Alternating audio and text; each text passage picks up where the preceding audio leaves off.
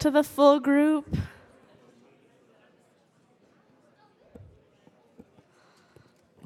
Thank you, that was fast. Okay, so let's hear from some young people who want to share 1 to 2 key action steps that they're going to take back to their community. So I think, Sierra, are you going to start us off? Yes, I'm Sierra Reed. I'm with the Muskie School in Portland, Maine.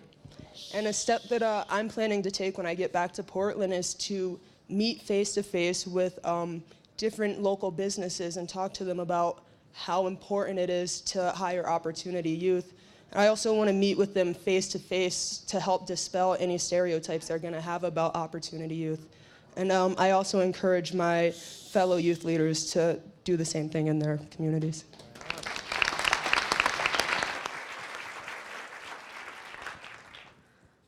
All right, our second youth, is it Kayana? Yes. I'm going to ask everyone to please be quiet while our young people are speaking. My name is Kayana, and I'm from Baltimore City. I actually share the Baltimore City Youth Commission back in Baltimore. And the first action step that I will take is to actually reach out and follow up to the people that I have met with and networked here. The second action step that I will take is to work with my local community in creating a method of effective collaboration with young people. So how to effectively engage young people, not just to make them present at the table, but making sure that they're present. And when I say present, making sure that we're actively engaging them, not just having them there for show, but actually making sure that we're at the table making decisions alongside the business leaders, the elected officials, and everyone at the table, all of the stakeholders. So. All right, we're going to go popcorn style. I know last time Philly wanted to make a comment. Do you guys want to kick us off? Hi, everyone. I'm Shakima Fillmore Townsend from Project U-Turn. And as a result of our time here at Aspen, one of the things that I've been able to embrace is the responsibility of the backbones to set the stage and really model authentic youth voice and youth leadership. And so as a result, I'm going to let Kimberly share what her action item is to help us get to a better place there. Hello, everybody. My name is Kimberly Pham. I'm from the Philadelphia Collaborative. And our key action step to go home is to develop a Youth Solutions Council. So this council will focus on solutions, on a discussion of solutions that will be focused around social issues that affect the youth in our city. So. Awesome. All right, can we get some hands for other folks that want to share? We have Detroit again. Okay.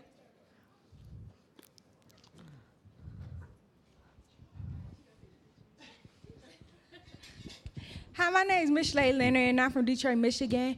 And one key action step that I would like to take back is from the workshop, the storytelling workshop that we did. And I would like to implement that within my school and have kids be able to talk about their story and not just one main person talking about their story. So it's not like you just hearing the same story over and over just to get money from one person. Okay. I think we can all take that action step back. We have here? Okay. William McFarland from Atlanta. And one key action step that we have is we need to convene our entire collaborative, all of our pathway partners, and our youth service collaborative to try and infuse them with the information that we received here and the same excitement that we have leaving Aspen. I think it was described as saying, basically, we need to set everybody's hair on fire.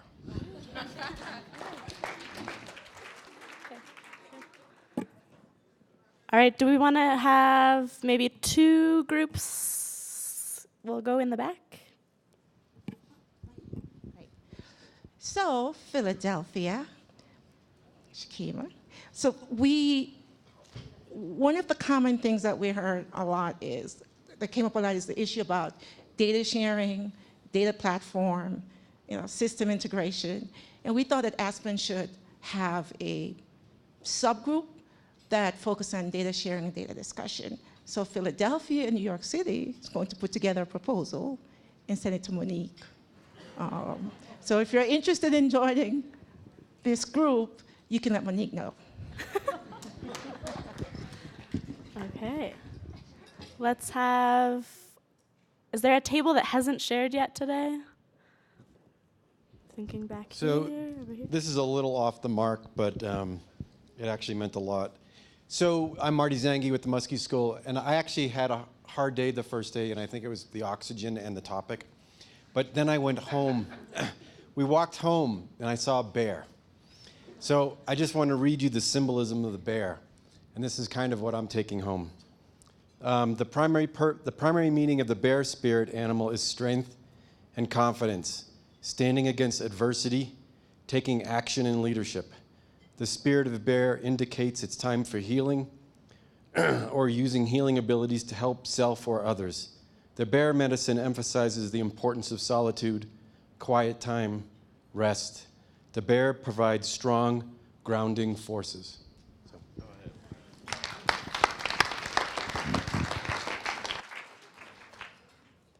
All right, let's get one last person to share some key action steps that you're taking back. It's bigger than it looks.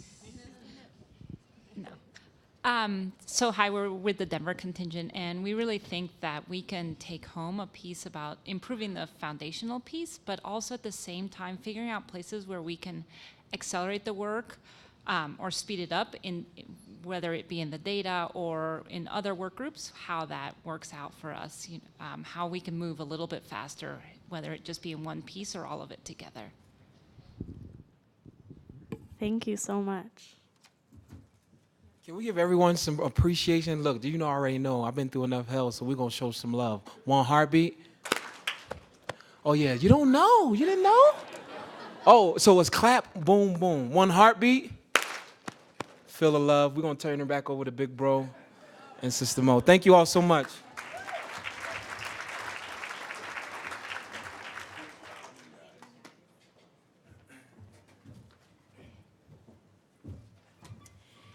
So thank you, Rosalind. Thank you, Jamil. And what I want you all to know, and you may have actually noted this already, is that we have another young lady who's on our leadership council, Shanice Alexander, who could not be with us, unfortunately. And in the last moment, we asked Rosalind if she would be willing to step up. So it's important to note that the fabulous job she did on short notice and did an extraordinary job.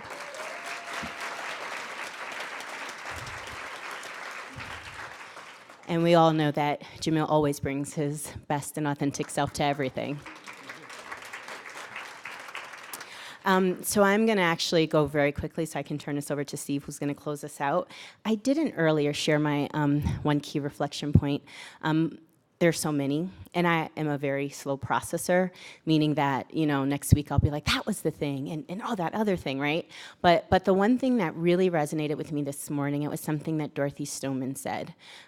She was talking about really respecting the intelligence of Opportunity Youth.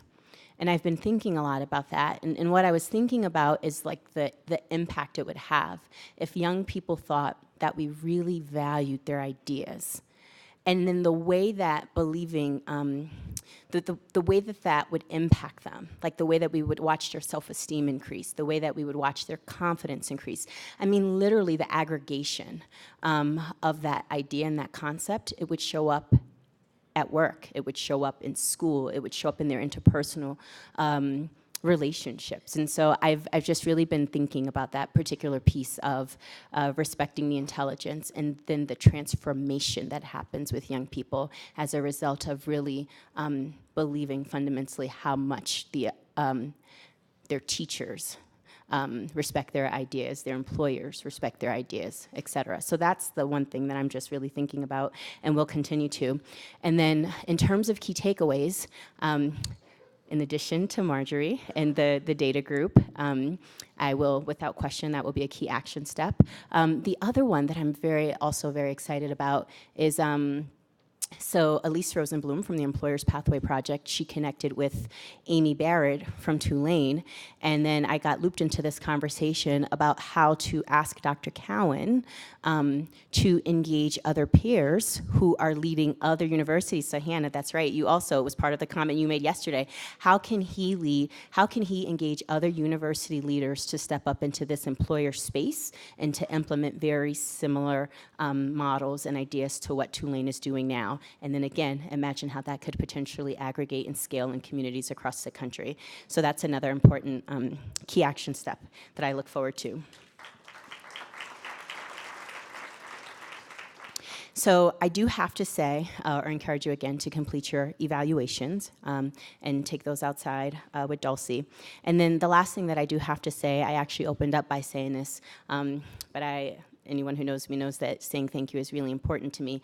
So my thank you, though, is for you all showing up, being so present, being so engaged. I've gotten lots of great feedback about this convening, but I mean, what you get out of this is very much what you put into this. And so if it's been a valuable experience for any of you, it's because of how you have showed up and how you have engaged. And so we really collectively appreciate that. Thank you all. Okay, some people got flights to make, so I will be brief. Maybe 4 quick things. I was going to do 3. First, on Marty's wonderful invoking of the bear in a tribal tradition, I'm sure that the Ute people who lived here long before any of us got here would have appreciated that moment. So thank you for that, Marty. That's 1. 2, reflecting on this reflection, I also have a bit of a hero crush on Junius, and I just wanted to go public with that. Got to be transparent. 3, and this one's a little more serious. I don't know who it was, Shakima maybe? I think we had a really good meeting about the Collective Impact Forum. I think a lot of you have been to www.collectiveimpactforum.org for all the resources that are there, but go there if you haven't, fill out a profile. 7,000 people already have who are doing collective impact out there in the world. And we had a meeting about the Collective Impact Forum and the need to put equity in the center of that work and to make sure equity and, in particular, racial equity is infused into how we think about collective impact. Junius was actually there as well, so when I developed my crush. At that meeting, I think it was Shakima who said, there's a judge in Philly now who makes every person who stands in the children's court who stands before the judge refer to the young person as my child. Right? So just go do that. That's the best we can do in this work. So I had that feeling, that spirit here today and the last couple days, and we all feel like these are our kids, and we gotta, there's the fierce urgency of now, okay? Last thing on that, though, is to lower the expectations a little bit.